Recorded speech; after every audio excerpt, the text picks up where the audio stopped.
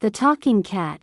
Sam was an ordinary boy with an extraordinary cat named Whiskers.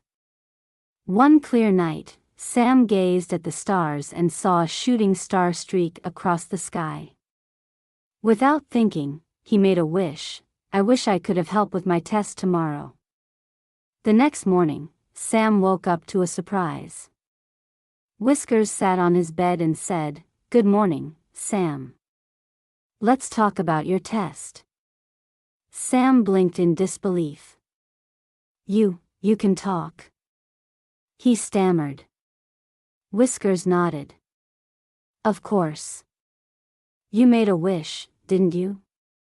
Sam explained how worried he was about the difficult science test. Whiskers smiled and said, "You already know the answers. You just need to believe in yourself." The cat then began asking Sam questions about the material, encouraging him to explain what he remembered. When Sam arrived at school, he felt confident. The test wasn't as hard as he thought, and he passed with flying colors. That night, he thanked Whiskers. "Remember," Whiskers said with a purr, "sometimes, help comes in unexpected ways. But the real magic is believing in yourself." Moral: believe in yourself, and you'll find unexpected help.